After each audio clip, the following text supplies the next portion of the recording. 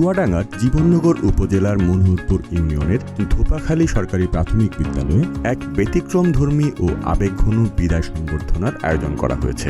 বিদ্যালয়ের ভারপ্রাপ্ত প্রধান শিক্ষক মোহাম্মদ মিজানুর রহমান লাকিকে অবসর উপলক্ষে রাজকীয়ভাবে বিদায় জানান শিক্ষার্থী, সহকর্মী ও এলাকাবাসী।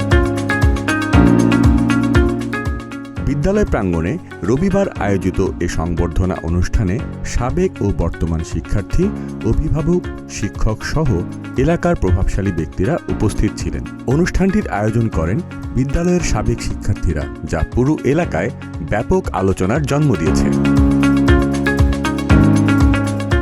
অনুষ্ঠানে বিদায়ী শিক্ষক মোহাম্মদ মিজানুর রহমান লাকি আবেগঘন হয়ে পড়েন। তিনি শিক্ষার্থীদের মানুষ হিসেবে গড়ে উঠতে এবং দেশ ও সমাজের কল্যাণে কাজ করতে বলেন। তাদেরকে আমি অসংখ্য ধন্যবাদ। তাদের ভালোবাসায় আমি আজকে শিখত এবং এটা আমার সারা জীবন মনে থাকবে। তারা ভালো থাকুক, তারা যেন আমার জন্য দোয়া করে, আমিও দোয়া করি। আল্লাহ হাফেজ। সাবেক শিক্ষার্থী ও শিক্ষক জনি আহমেদ বলেন, স্যার শুধু একজন শিক্ষক নন, তিনি আমাদের অভিভাবকের মতো ছিলেন। তার শাসন ও ভালোবাসা আমাদের জীবন গঠনে গুরুত্বপূর্ণ ভূমিকা রেখেছে, তাই আমরা তাকে ব্যতিক্রমভাবে বিদায় দিতে চেয়েছি।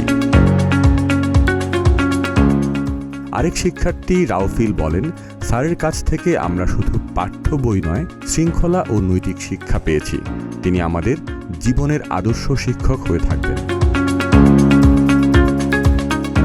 সংবর্ধনা শেষে ফুল দিয়ে সজ্জিত ঘোড়ার গাড়িতে করে বিদায়ী শিক্ষককে তার বাড়িতে পৌঁছে দেওয়া হয়। এ সময় রাস্তার দুই পাশে দাঁড়িয়ে স্থানীয় মানুষজন তাকে শুভেচ্ছা ও বিদায় জানান।